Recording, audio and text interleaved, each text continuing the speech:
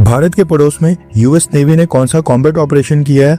Middle east के देशों से इंडियंस को वापस लाने के लिए भारत की सरकार ने कौन सा इनिशिएटिव स्टार्ट किया है? और यूएस सबमरीन और ईरान की फ्रिगेट का भारत के साथ क्या लिंक है? काफी सारी इंपॉर्टेंट अपडेट्स आ रही हैं जो आपको मेन स्ट्रीम के न्यूज चैनल्स के ऊपर भी देखने को नहीं मिलेंगी, इसलिए वीडियो को एंड तक देखिएगा। सबसे पहले बात करते हैं ईरान नेवी के बारे में, क्योंकि न्यूज निकल कर आ रही है कि भारत की कोस्ट से थोड़ी सी दूरी के ऊपर ईरानियन नेवी के शिप ने पिछले कल देर रात को डिस्ट्रेस कॉल देकर मदद मांगी थी। लेकिन हैरानी वाली बात यह है कि रेस्क्यू के लिए भारत नहीं, श्रीलंका की नेवी सामने आई है, जबकि इस पूरे रीजन के अंदर भारत की नेवी और भारत की कोस्ट गार्ड की ह्यूज प्रेजेंस है। कहा जा रहा है कि ईरान के इस नेवल वॉरशिप को अमेरिका ने अटैक किया है और इस नेवल फ्रिगेट का लिंक भारत के साथ भी है, जो हम आपको वीडियो में आगे चलकर बताएंगे। रेफरेंस के लिए आपकी स्क्रीन के ऊपर आर्टिकल का स्क्रीनशॉट है।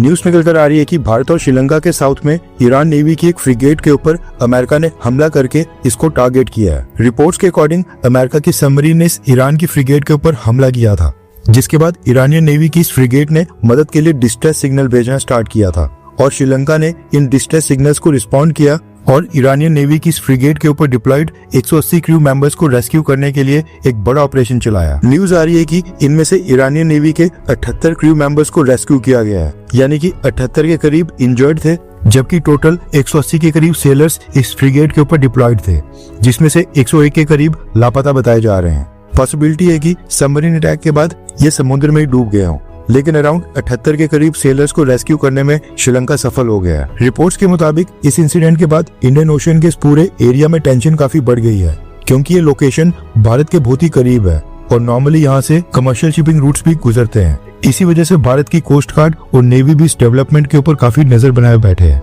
रिपोर्ट्स के अकॉर्डिंग ईरान नेवी की ये जो आइरिस देना नाम की फ्रिगेट है, ये 2-3 हफ्ते पहले भारत के विशाखापट्टनम में आई थी। इंडियन नेवी ने विशाखापट्टनम में मिलान नाम की एक मल्टीनेशनल नेवल एक्सरसाइज होस्ट की थी, जिसमें ईरान की नेवी को भी इनवाइट किया गया था और ईरान ने भारत की नेवल एक्सरसाइज में हिस्सा लेने के लिए अपनी इस आइरिस देना नाम की फ्रिगेट को भेजा था। अभी कुछ दिन पहले 25 फरवरी को मिलान एक्सरसाइज कंक्लूड हुई थी और कहा जा रहा है कि ये आइरिस देना फ्रिगेट वापस ईरान की तरफ ही लौट कर जा रही थी। श्रीलंकन वाटर्स के ठीक बाहर साउथ वाली साइड 40 नॉटिकल माइल्स के ऊपर इस फ्रिगेट के ऊपर अमेरिका की सबमरीन ने हमला किया था, जिसके बाद क्रू मेंबर्स ने मदद के लिए डिस्ट्रेस सिग्नल भेजना स्टार्ट किया और ये डिस्ट्रेस सिग्नल मिलते ही श्रीलंकन अथॉरिटीज ने अपनी एयरफोर्स और नेवी दोनों को डिप्लॉय किया और ये पूरा रेस्क्यू ऑपरेशन चलाकर ईरानियन नेवी के इंजर्ड पर्सनल्स को रेस्क्यू किया है। श्रीलंका के फॉरेन मिनिस्टर विजिता हेरात ने बताया कि जितने भी इंजर्ड सेलर्स हैं उनको हॉस्पिटल में भर्ती कर उनका इलाज किया जा रहा है। रिपोर्ट्स के मुताबिक इस रेस्क्यू ऑपरेशन के अंदर श्रीलंकन नेवी के पेट्रोल शिप्स के साथ साथ सर्विलांस एयरक्राफ्ट्स और हेलीकॉप्टर्स को भी डिप्लॉय किया गया था, ताकि समुद्र के अंदर और आसपास के एरिया को स्कैन किया जा सके और जो भी सेलर्स पानी में गिर गए उनकी बॉडी को ढूंढा जा सके एंड एटलीस्ट उनकी बॉडी को रिकवर करने की कोशिश की जाए। श्रीलंकन नेवी के स्पोक्स पर्सन ने बताया है कि जिस लोकेशन से इमरजेंसी सिग्नल आया था वो एरिया श्रीलंका के सर्च एंड रेस्क्यू जोन के अंदर आता है, जो कि इंटरनेशनल रूल्स के अकॉर्डिंग इंडियन ओशन में उनको पहले से असाइंड है। इसलिए इंटरनेशनल रूल्स के मुताबिक श्रीलंकन नेवी की रिस्पॉन्सिबिलिटी बनती थी कि वो वहां के ऊपर रेस्क्यू ऑपरेशन करे और ईरानियन नेवी की फ्रिगेट को हेल्प प्रोवाइड करे। इंटरनेशनल मैरीटाइम रूल्स के अकॉर्डिंग अगर किसी शिप से डिस्ट्रेस कॉल आती है तो जोन की रिस्पॉन्सिबल अथॉरिटी को तुरंत रिस्पॉन्स देना पड़ता है, चाहे फिर वो शिप किसी भी कंट्री का हो। इसलिए श्रीलंका ने इसको एक ह्यूमैनिटेरियन मिशन बताया है, न कि किसी भी मिलिट्री या फिर पॉलिटिकल एक्शन का हिस्सा। श्रीलंका की नेवी और श्रीलंका की गवर्नमेंट दोनों ने सफाई पेश करने की कोशिश की है कि इजराइल, अमेरिका और ईरान के बीच जो भी आज की डेट में कॉन्फ्लिक्ट चल रहा है, इन कंट्रीज के बीच जो भी पॉलिटिक्स चल रही है उसके साथ उनका कोई भी लेना देना नहीं है। श्रीलंका ना ही ईरान के साथ है और ना ही ईरान को सपोर्ट करता है और ये जो पूरा ऑपरेशन किया ये श्रीलंका ने बस ह्यूमैनिटेरियन और इंटरनेशनल ऑब्लिगेशंस के चलते, यानी कि मानवता के आधार पर ईरानियन नेवी के सेलर्स को रेस्क्यू किया गया है, ये कहना है श्रीलंका का। एक और बात ये भी नोट करने वाली है कि ना ही ईरान की नेवी ने और ना ही अमेरिका की अथॉरिटीज ने इस पूरे इंसिडेंट की जानकारी साझा की है। ये सारी अपडेट्स श्रीलंकन अथॉरिटीज की तरफ से आ रही हैं।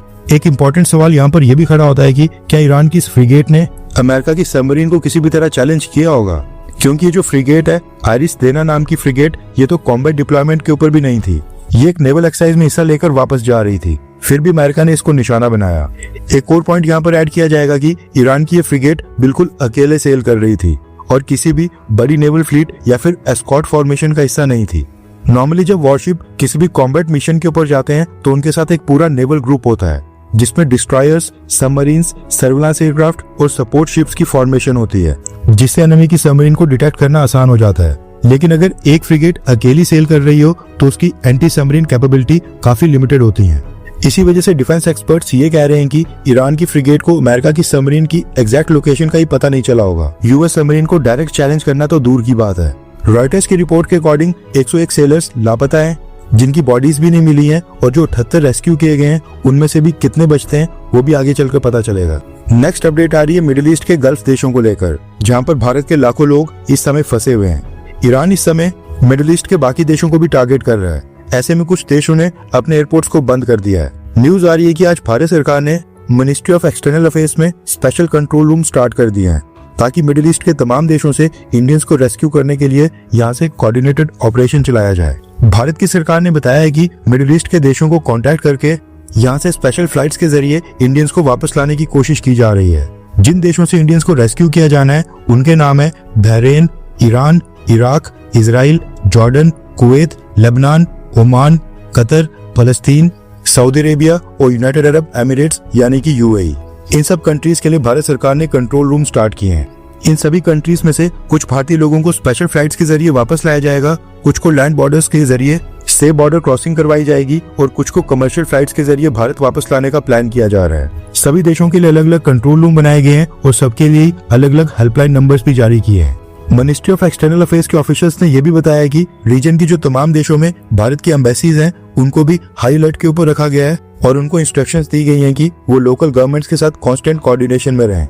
इसके साथ विदेश मंत्रालय ने यह भी कहा है कि अगर सिचुएशन और भी ज्यादा बिगड़ती है तो भारत अपने मिलिट्री ट्रांसपोर्ट एयरक्राफ्ट्स यानी कि इंडियन एयरफोर्स और नेवल शिप्स को भी इवैक्यूएशन मिशन के लिए डिप्लॉय कर सकता है। यानी कि सिचुएशन के ऊपर डिपेंड होता है कि भारतीय सेना और भारतीय नेवी का इस्तेमाल करना है या फिर नहीं। नेक्स्ट अपडेट आ रही है अमेरिका को लेकर। रेफरेंस क्लब की स्क्रीन के ऊपर आर्टिकल का स्क्रीनशॉट है। न्यूज निकल कर आ रही है कि अमेरिका ने सऊदी अरब, पाकिस्तान, ओमान, कतर और कुछ गल्फ देशों के एम्बेसीज में डिप्लॉयड अपने सभी नॉन इमरजेंसी स्टाफ को वापस अमेरिका भेज दिया है। केवल इमरजेंसी स्टाफ ही इन सारी कंट्रीज में डिप्लॉय रहेगा।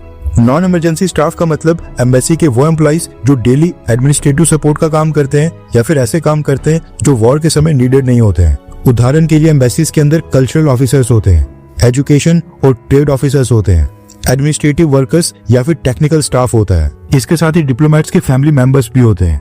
न्यूज आ रही है कि मिडिल ईस्ट की एम्बेसीज में जो भी इस तरह का स्टाफ था उसको अमेरिका ने वापस बुला लिया है और केवल इमरजेंसी स्टाफ ही पीछे बचा हुआ है। इसके साथ एक और न्यूज निकल कर आ रही है कि यूएस प्रेसिडेंट डोनाल्ड ट्रंप ने व्हाइट हाउस में अमेरिका की टॉप डिफेंस कंपनीज के एग्जीक्यूटिव्स की एक इमरजेंसी मीटिंग बुलाई है। रिपोर्ट के अकॉर्डिंग अमेरिका की सबसे बड़ी टेंशन इस समय ये है कि उसके खुद के वेपन्स, स्टॉक पाइल्स, हथियारों और अम्युनिशन के भंडार तेजी से कम हो रहे हैं। रशिया यूक्रेन वॉर शुरू होने के बाद से अमेरिका यूक्रेन को लगातार कई बिलियन डॉलर्स की मिसाइल, आर्टिलरी और अम्युनिशन सप्लाई करते आ रहा है। साथ में इजराइल को भी गाजा में मिलिट्री ऑपरेशन करने के लिए ह्यूज स्केल के ऊपर मिलिट्री इक्विपमेंट दिए गए थे। अब जब अमेरिका ने ईरान के खिलाफ खुद ही अपना मिलिट्री ऑपरेशन स्टार्ट किया है तो यूएस डिपार्टमेंट ऑफ वॉर और पेंटागन को अपने वेपन्स रिजर्व्स के ऊपर काफी प्रेशर महसूस हो रहा है। इसी वजह से व्हाइट हाउस में डिफेंस कॉन्ट्रैक्टर्स को बुलाकर मिसाइल्स, प्रिसीजन बॉम्ब्स और एम्युनिशन की प्रोडक्शन को कैसे जल्दी इंक्रीज किया जाए, इसके ऊपर डोनाल्ड ट्रंप एडमिनिस्ट्रेशन एक स्ट्रेटजी बनाने की कोशिश कर रहा है, ताकि अमेरिका को एटलीस्ट हथियारों या फिर एम्युनिशन की कमी के कारण ईरान के अंदर अपने मिलिट्री ऑपरेशन को रोकना ना पड़े।